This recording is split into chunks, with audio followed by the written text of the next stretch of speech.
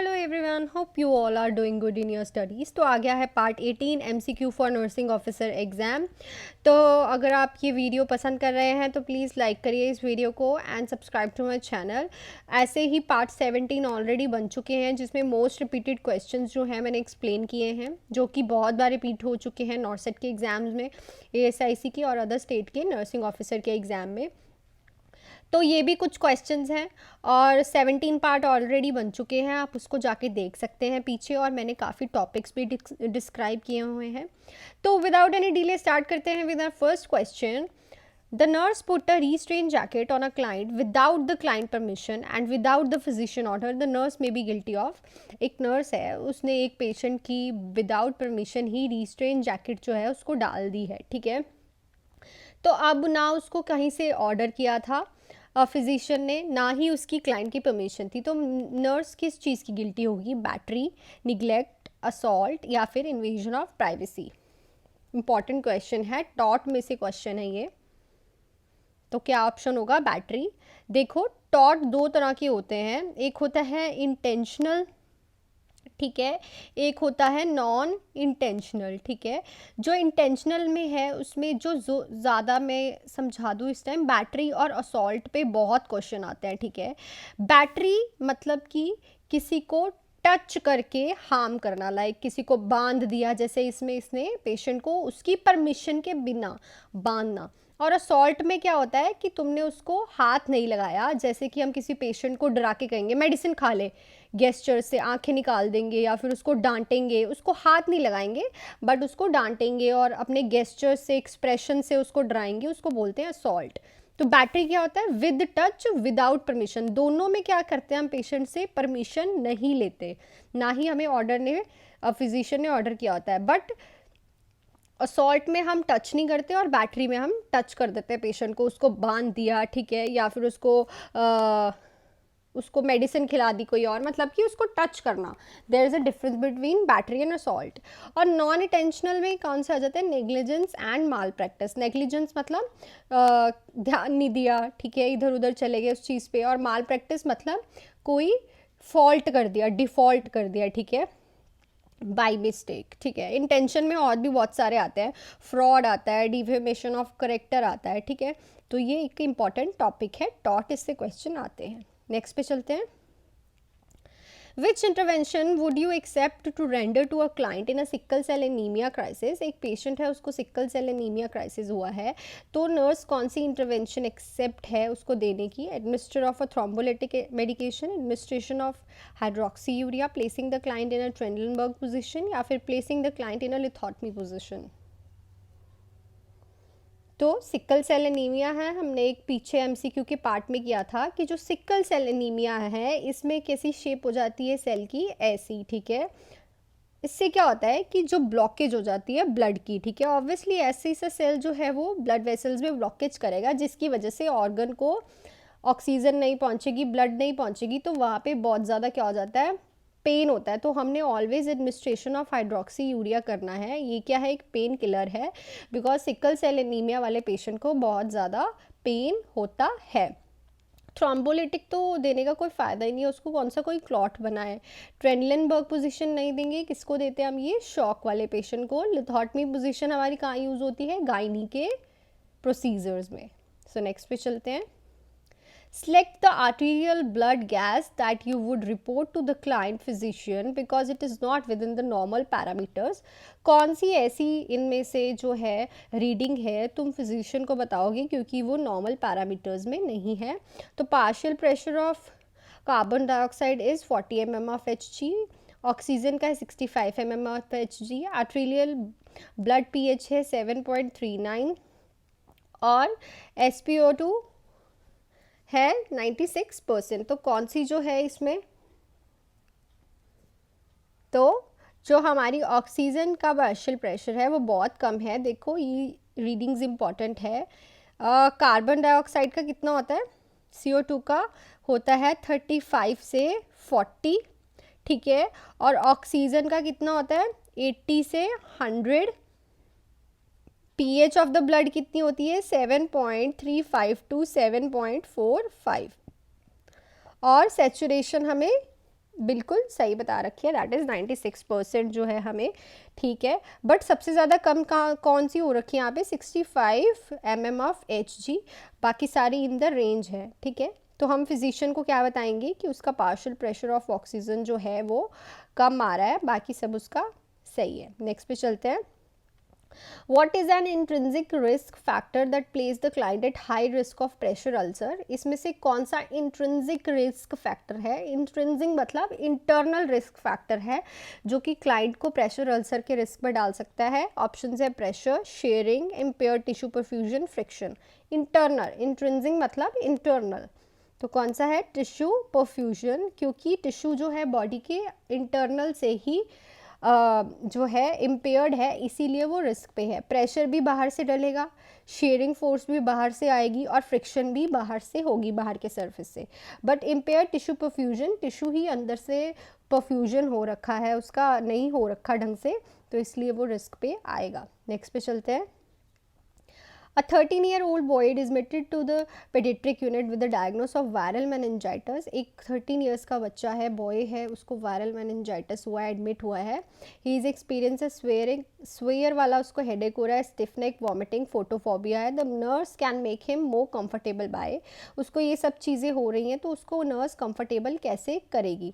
The teaching him deep breathing exercising, encourage him to drink more fluid, provide him with a large soft pillow, closing the shades and dimming the light.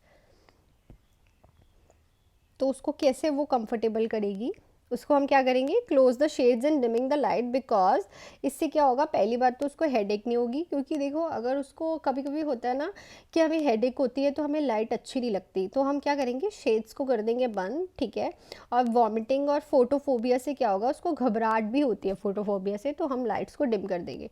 Deep breathing तो उसको बिल्कुल नहीं बोलेंगे, ठीक है, क्योंकि देखो deep breathing से क्या होगा, उसको जो स्टिफ नेक है उसमें थोड़ा दिक्कत आएगा, ठीक है, और उसका हेडेक जो है वो इंक्रीज़ हो सकता है, ठीक है। उसको फ्लूइड का भी कोई लिंक नहीं है इस पर, सॉफ्ट पिल्लो से भी कुछ नहीं होगा। बट हमारे जो मोस्ट अप्रोप्रिएट जो हमें करना है, क्या करेंगे हम, शेड्स एंड डिम कर देंगे लाइट को, ठीक है। बाकी चीज़ें हम दे सकते हैं, बट मोस्ट प्रायोरिटी में जो चीज़ रहेगी वो रहेगी closing the shades and dimming the light, ठीक है।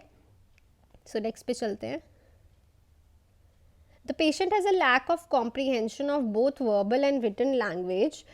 Which type of communication difficulty does this patient have? एक patient है, उसको both verbal और written language की lack of comprehension है, मतलब he can speak, he can make sentences, but उसका comprehension नहीं है, मतलब उसका कोई meaning नहीं है, तो उस patient को क्या है, dysarthria, fluent dysphagia, receptive aphasia या फिर expressive अफेजिया।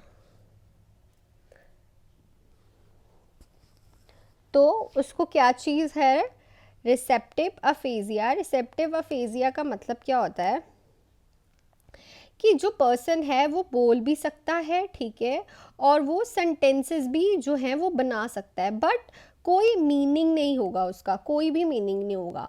और एक्सप्रेसिव अफेजिया मतलब कि पर्सन कुछ कहना चाहता है, ये पर्सन कुछ कहना चाहता है बट वो बोल नहीं पा रहा, इसको बोलते हैं हम ट्रबल इन स्पीकिंग, ठीक है। क्या बोलते हैं, ट्रबल इन स्पीकिंग, ठीक है, मतलब वो बोलना चाहता है बट बोल नहीं पाता, इसलिए उसको बोलते हैं एक्सप्रेसिव अफेजिया।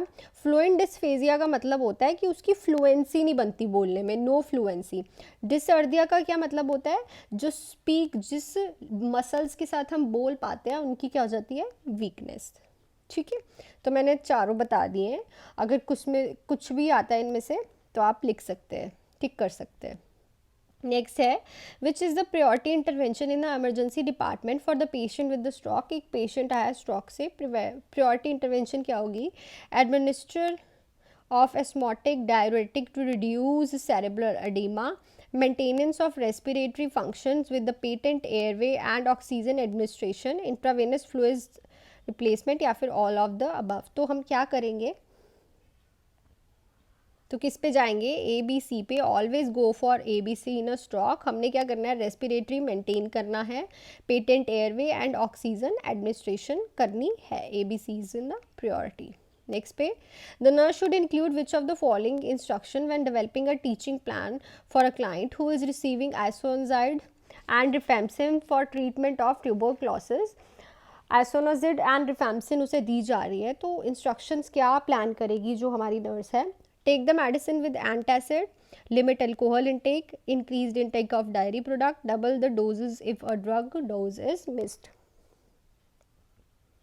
So जो रिफेम्सिन और आइसोनाइजिड है वो क्या है? एक हिपैटो टॉक्सिक ड्रग है, ठीक है।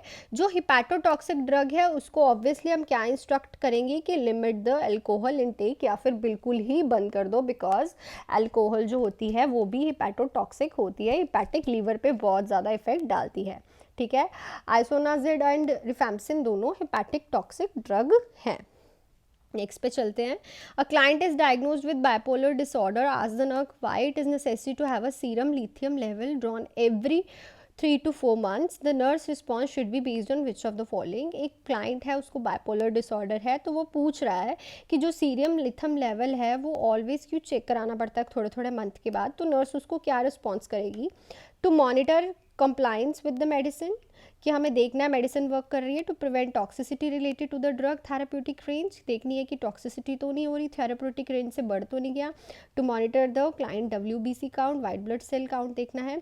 और to comply with the drug manufacture requirement. तो क्या है इसका ऑप्शन, क्या सही रहेगा?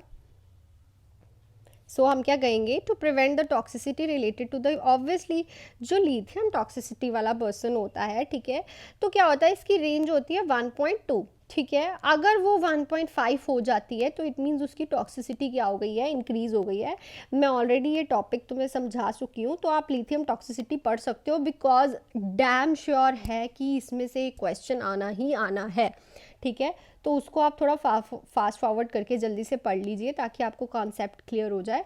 तो इतना छोटा सा डिफरेंस होता है, इसीलिए उस पेशेंट का हमें ब्लड टेस्ट रेगुलरली करवाना पड़ता है लिथियम का चेकअप कराने के लिए, तो उसकी टॉक्सिसिटी को बंद ना हो उस पेशेंट को। नेक्स्ट पे चलते हैं। Which of the following is described as a premature separation of normal implanted placenta during the second half of pregnancy, usually with the severe hemorrhage?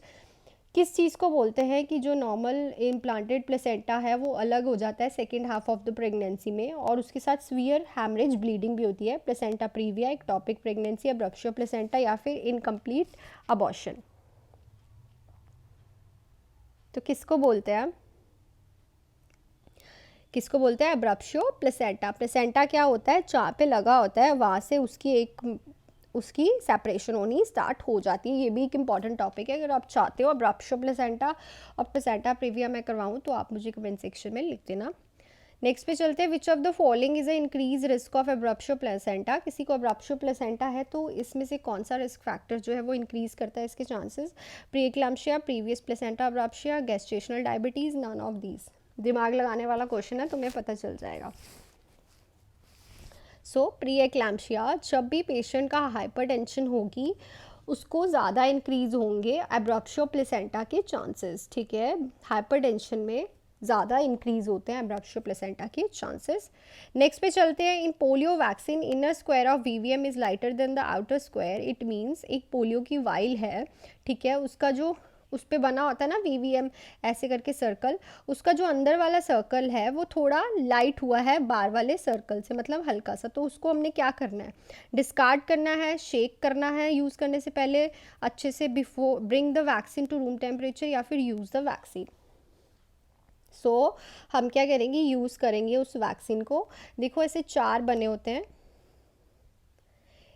पहले तो अंदर वाला बिल्कुल लाइट होता है तब भी हम यूज़ कर सकते हैं, ये होता है प्रॉपर ब्लैक। अगर अंदर वाला बिल्कुल वाइट है तो यूज़ कर सकते हैं, ठीक है। अगर बाहर ये हो गया ब्लैक, ये भी ब्लैक हो गया, ठीक है। उसके बाद यहाँ पे भी हम ब्लैक कर देते हैं, ठीक है। जब इसकी शेड, अंदर वाले की शेड और बाहर वाले की शेड दोनों सेम हो जाती हैं तब हम उसको यूज़ नहीं करते। यहाँ पे क्या हुई है? बस वो लाइटर हुई है आउटर सर्कल से, तो हम उसको यूज़ कर लेते हैं। तो VVM is important vaccine while monitor.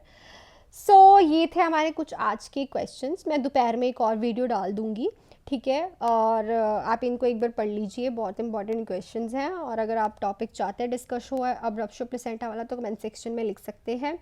So all the best for your studies, work hard and all the best. Thank you. अगर आपको वीडियो पसंद आई है तो please hit the like button and subscribe to my channel.